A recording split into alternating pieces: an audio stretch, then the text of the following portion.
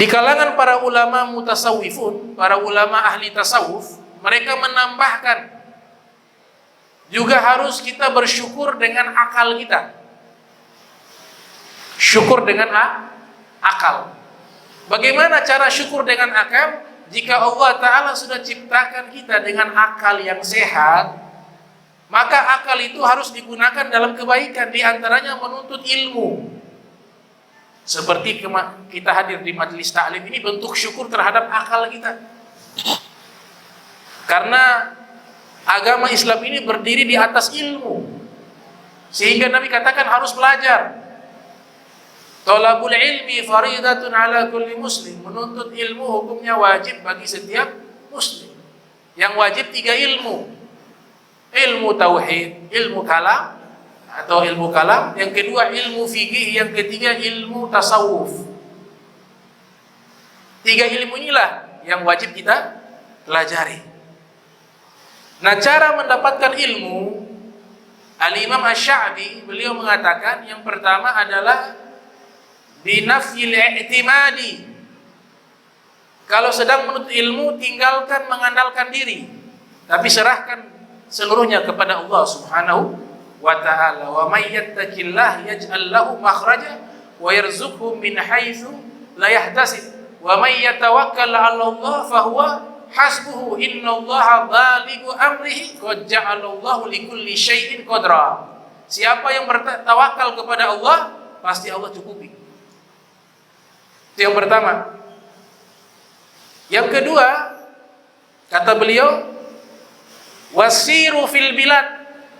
Kalau mau dapat ilmu, pergi keluar, cari guru, belajar dimanapun.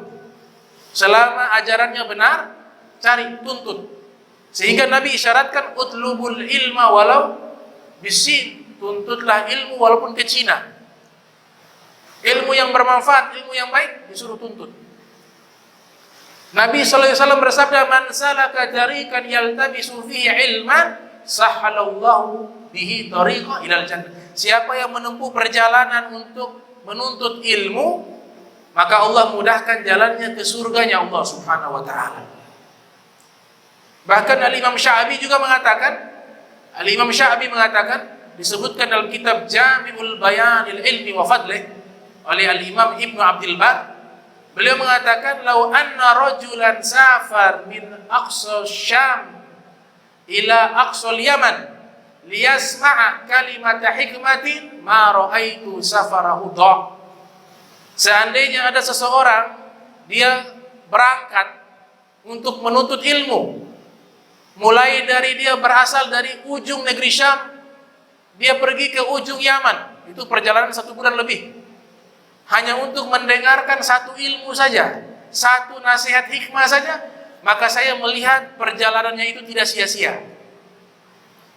Al-Imam Al-Isfaraini mengatakan, lau anna rajulan safar ila Sin hatta yahsula kitab tafsir Ibni Jarir lam yakun kathira. Seandainya kalian pergi ke negeri Cina, zaman dulu mereka menganggap Cina itu paling jauh dari Arab. Orang-orang terdahulu menganggap Cina itu paling jauh jika jaraknya dimulai dari Jazirah Arab. Kata Al-Imam Al-Isfaraini mengatakan, seandainya kalian pergi ke Cina, ke tempat yang paling jauh, hanya untuk mendapatkan kitab tafsir Ibnu Jarir, maka itu tetap murah harganya, tidak sebanding dengan harga kitab Ibnu Jarir At-Tabari. Nabi Musa alaihissalam seorang nabi, Allah suruh pergi cari guru. Gurunya adalah Nabi Khidir alaihissalam. Disebutkan oleh Al-Imam Fakhruddin Ar-Razi yang lahir tahun 544 Hijriah, meninggal 606 Hijriah, dalam kitabnya Mafatihul Ghaib, bahwa gurunya Nabi Musa yang Allah perintahkan untuk pergi berangkat mencarinya adalah Nabi Khidir. Wa isqala Musa li fatahu la abrahu hatta abluga majma'al bahrain au amdi hukaba, kata Nabi Musa. Ketika Nabi Musa berkata kepada muridnya, yaitu Nabi Yusha bin Nun, saya akan terus keluar pergi, berangkat. Tidak akan berhenti sampai ketemu dengan guru yang berhenti di antara dua lautan. Atau saya akan berjalan terus berabad-abad, asalkan saya bisa menemukan guru. Al-Imam Ibn Ruslan mengatakan dalam kitab Zuhad, man lam yakun ya'lamu dha falyas'al, man lam yajid mu'alliman falyarhal. Jika kita tidak tahu dalam satu masalah agama, tanya kepada yang tahu. Dan jika tidak mendapati guru, berangkat cari guru. Falyarhal, berangkatlah untuk mencari guru. Ibnu Khaldun juga mengatakan dalam kitabnya Muqaddimah, yang lahir tahun 732 Hijriah, meninggal 808 Hijriah. Beliau mengatakan ar-rihla fi talabil ilmi wal liqa'u masyikhati ziyadatu kamali fi ta'allumi. Berangkat keluar tempat tinggal kita tinggalkan tempat tinggal kita, kita keluar belajar. Nanti kalau sudah kuasai bisa pulang. Keluar belajar dan bertemu dengan para guru, itu menambah kesempurnaan belajar. Kata Ibnu Khaldun rahimahullah. Al-Imam Syafi'i juga mengatakan, dengan kita berangkat hijrah menuntut ilmu, kita akan dapatkan ilmu. Sebagaimana beliau sebutkan dalam kitab beliau Diwan Al-Imam Syafi'i, tagarrab anil autan fi talabil ula wasafir fa fil asfari khamsu fawaidi. Berangkatlah kalian untuk mencari kemuliaan, karena di dalam hijrah, berangkat, rihla, itu ada 5 faedah. Yang pertama, tafarruju hammin, menghilangkan kesempekan, sedih dalam hati dihilangkan dengan kita safar. Yang kedua, iktisabu ma'isatin, bisa mendapatkan pekerjaan atau rizki. Yang ketiga, ilmun, bisa mendapatkan ilmu. Yang keempat, adabun, mendapatkan adab. Yang kelima, suhbatu mazid, mendapatkan sahabat yang baik dengan kita safar. Ini yang pertama. Jadi yang pertama untuk mendapatkan ilmu, kata Imam Sya'bi, adalah mengenalkan diri sendiri. Yang kedua, sir fil bilad, berangkat keluar kampung halaman. Fantashiru fil ard wabtagu min fadlillah, bertebaranlah kalian di bumi dan carilah karunia Allah. Kemudian yang ketiga, sobrun ka sobril himar. Jika kita ingin menuntut ilmu, dan ini bisa dipakai juga dalam konsep bisnis. Orang kalau mau berbisnis pakai 4 konsep ini juga bisa. Mau lakukan segala sesuatu yang baik, kita gunakan 4 kunci yang diajarkan oleh Imam Sya'bi, maka insya Allah itu akan tercapai. Yang ketiga, sabar. Kasobril himar, sabarnya sama seperti sabarnya keledai. Keledai ini hewan yang Allah sebutkan dalam Al-Quran 5 kali. Pertama Allah sebutkan di surat Al-Baqarah, wanzur ila himarik, lihatlah kepada keledaimu. Walinaj'alaka ayatan linnas, kami akan jadikan keledaimu bukti tanda kebesaran Allah bagi manusia. Ini keledainya Nabi Uzair alaihissalam. Juga Allah sebutkan di surat Al-Jumu'ah, mathalul ladzina hummilu taurata thumma lam yahmiluha kamathalil himar yahmilu asfar. Perumpamaan orang yang membawa kitab Taurat atau orang yang membawa kitab suci, kemudian dia tidak mengamalkan isi kitab tersebut, maka dia bagaikan himar, keledai. Di ayat yang lainnya Allah Ta'ala berfirman di surat Al-Mudaththir, ka'annahum humur, seakan-akan mereka seperti keledai orang-orang kafir. Ayat berikutnya juga Allah sebutkan di surat An-Nahl, wal khail wal bighal wal hamir litarkabuha wazinatan. Kuda, bigol. Kalau bigol ini kawin silang antara kuda dan himar. Kuda dan himar dikawin silang, lahirlah anak, anaknya namanya bigol. Wal hamir, hamir keledai. Himar. Allah ciptakan untuk kalian menggunakan sebagai transportasi. Wazinatan juga sebagai perhiasan. Kemudian di surat Luqman juga Allah sebutkan kata himar. Waqsid fi masyik waqdud min sautik. Inna ankaral aswat la sautul hamir. Kalau berjalan, perbaguslah cara berjalan. Sederhanakan cara berjalan. Kalau berbicara, pelankan suara, jangan terlalu keras. Karena seburuk-buruknya suara adalah suara keledai, kata Allah SWT. Jadi Allah sebutkan 5 kali dalam Al-Quran. Nah, Imam Sya'bi mengambil filosofi, kalau mau sukses, sabar seperti keledai. Keledai itu sabar. Dia itu kalau dikasih muatan lebih berat dari badannya, dia terima. Walaupun dia merasakan begitu berat, tetap dia akan berjalan. Walaupun berjalannya tidak secepat kuda, dia berjalan melangkah. Tidak pernah loncat. Kalau kita letakkan kayu di depan, dia tidak loncat. Pelan dia. Pelan tapi pasti. Dia sabar, tidak protes. Kalau kuda berbeda, walaupun kuda berlari kencang, tapi jika kita kasih muatan lebih besar, muatannya berat, dia akan berontak. Tidak mau dia. Tapi kalau himar, dia diam, dia sabar.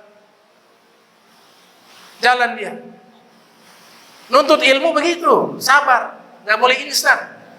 Mau sukses juga untuk duniawi, juga begitu. Butuh proses. Kita hanya melihat ketika orang sudah jadi. Tapi jarang melihat prosesnya. Harusnya orang berakal dia tanya, prosesnya bagaimana ini? Bukan nih, bagaimana sekarang jadi begini? Prosesnya bagaimana sehingga bisa jadi seperti ini? Prosesnya bagaimana sehingga bisa jadi seperti itu? Sabar seperti himar. Dan himar ini punya keistimewaan. Di antaranya himar ini tunggangannya para nabi. Nabi Muhammad SAW punya tunggangan himar dua ekor. Punya namanya Ya'afur sama Ufair. Itu tunggangannya Nabi himar. Waktu Nabi meninggal mereka jadi gila. Nabi meninggal, ini himar jadi gila, masuk ke dalam sumur, mati. Punya bigol juga namanya Duldul. Bigolnya Nabi namanya Duldul, hadiah dari Raja Muqawqis di Mesir. Nabi kasih nama. Berarti sunnah kalau punya hewan peliharaan kasih nama. Tapi jangan kasih nama Abdurrahman. Kasih nama yang lain. Kasih nama bisa. Karena Nabi punya hewan punya nama. Onta juga punya nama Qaswa. Himar juga punya nama Ufair, Ya'fur. Bagol juga punya nama Duldul. Nabi Uzair dalam Al-Quran juga kendaraannya himar. Kenapa selalu disebutkan orang bodoh? Jangan bodoh kayak himar. Orang sering marah. Karena himar ini memang di satu sisi sebenarnya himar ini tidak bodoh. Dan sebenarnya himar ini tidak malas. Biasa dinisbatkan kepada himar hewan yang malas karena jalannya pelan. Tidak. Dia hanya kelihatan malas. Karena tetap dia kerja. Barang yang kita suruh dia bawa, tetap dia bawa walaupun lama. Memang karena fitrahnya begitu, jalannya lambat. Kalau kita pernah lihat langsung di Jazirah Arab, bagaimana tuh himar? Mungkin kalau kita pakai kendaraan ini dari sini mau ke Gamalama itu bisa berjam-jam. Jalannya pelan. Tapi dia punya kelebihan. Tadi sabar. Itu yang harus kita ambil. Kemudian di dalam hadis Nabi Muhammad SAW, Nabi mengatakan kalau kalian mendengar suara ayam, minta kepada Allah anugerah. Karena ayam melihat malaikat. Jika kalian mendengar suara himar, maka mintalah perlindungan kepada Allah. Karena dia melihat syaitan. Ini hadis sahih. Nabi SAW bersabda demikian. Ternyata secara iptek, ilmu pengetahuan, ini hadis ini sudah terbukti. Ayam itu punya mata, dalam ilmu zoologi, ilmu tentang hewan, ayam punya mata ini, dia seperti inframerah. Bukan ultraviolet, ultraviolet namanya. Jadi tajam dia. Dan dia kalau cahaya itu bisa menangkap dengan matanya. Ayam. Nabi katakan ayam melihat malaikat. Malaikat diciptakan dari apa? Dari cahaya. Himar tidak bisa melihat malaikat.